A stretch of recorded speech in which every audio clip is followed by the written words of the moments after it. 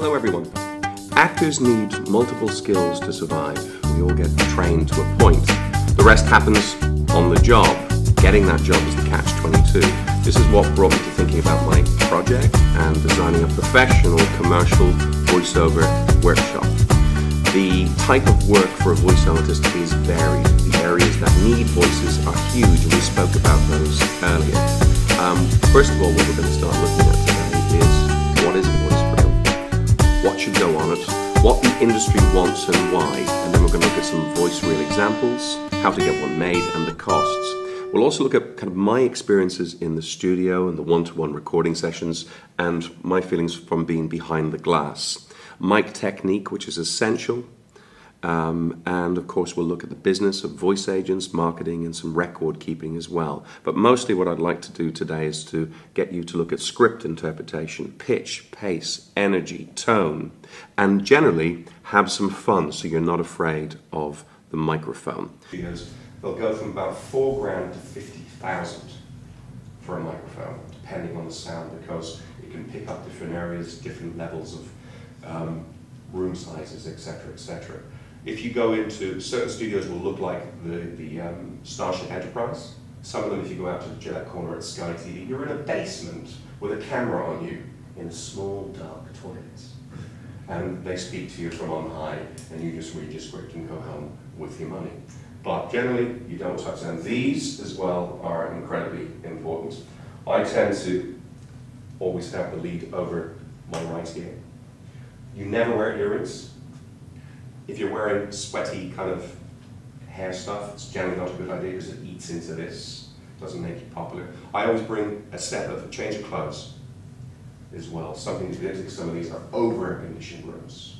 I never wear nylon at all because you'll squeak like mad. And I've got a routine where I just empty my pockets out onto the table, and you'll find that when you're in West End studios, they're deadly because you're sitting all of the time. So when you're doing radio drama or very long audiobooks, they'll have you standing. So you've got to learn how to be really comfortable when you're sitting so you can control your breath flow. Spit shield, there for that reason, and also for plosives. So plosives, if you all put your hands in front of your face, and you go Peter Piper picked a peck of pickled peppers. Peter Piper picked a peck of pickled peppers. Can you feel that sound come back to you? So now just try to be very clever and go, Peter Piper picked a peck of pickled peppers. Just turn your head that much, and 2 inches either side. And you get rid of that person. Peter Piper picked a peck of pickled peppers. Yeah, deep Anderson right now. And sigh, and swipe down. Right, everyone into a circle.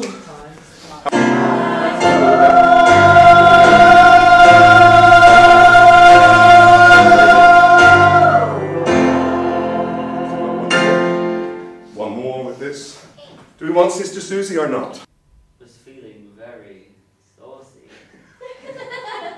So, he took off all of his Martian clothes. And went down to the local cinema. Pace. And he went to see a really dirty movie. And tried to snog lots of other Martians who ran away screaming. They couldn't see why. But there was one Martian who Stayed and held his hand. So I street So he went out and mugged. Oh, nice! Very good.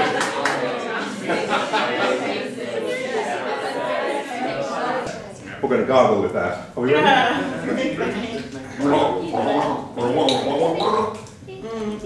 Yeah? Okay. Now let's kick off.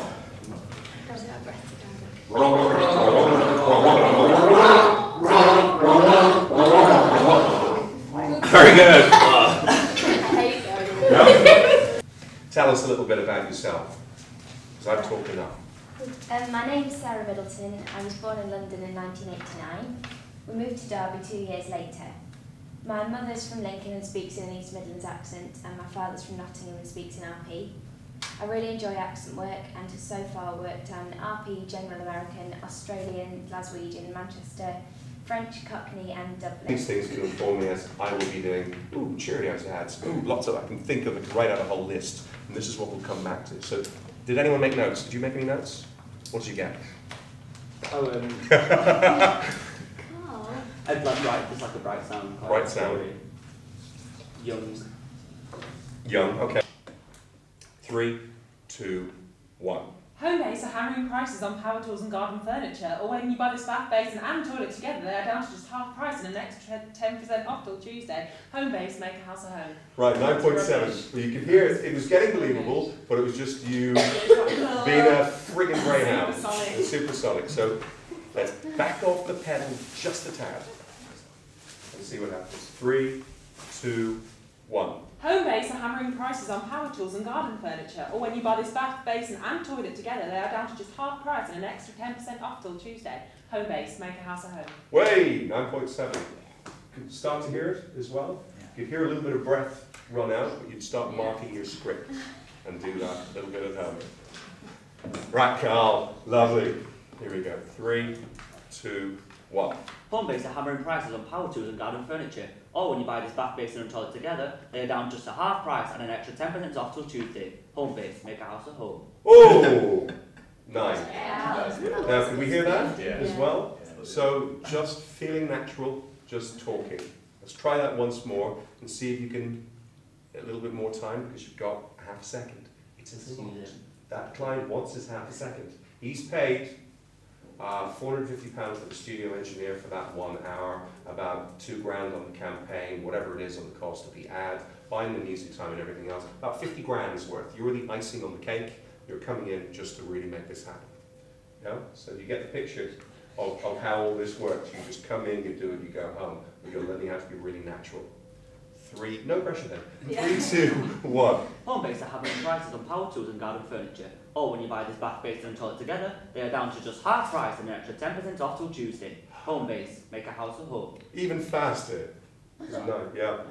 So you could literally you could find a way in there of homemade. Make a house a home. Do you have it like in the studio? Would there be like a time just so you can be like, oh, have a second? Well, no, they don't ever tell you, but what happens is you actually build your own clock. When you've done that very first one, they'll say, give me one for levels, give me one for speed, and any words you have permission to basically go, right, how do you say? Is it hammering or hammering?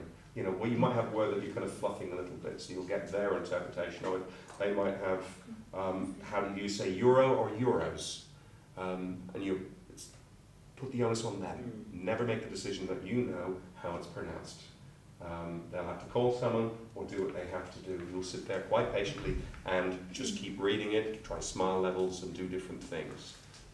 So, yes, your clock will improve yourself, but they'll also tell you to peak and you should. You're tired. Okay. So, do you want to be brave enough for 1 minute or do you want to be brave enough for 30 seconds? 30 seconds. Okay, 3, 2, 1. Close your eyes. Go.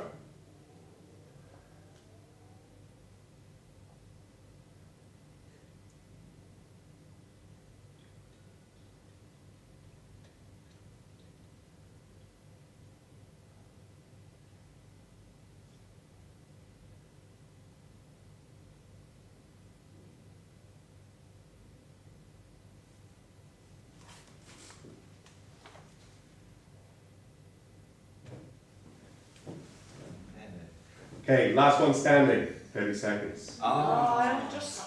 23, you start sitting down. So there's the difference.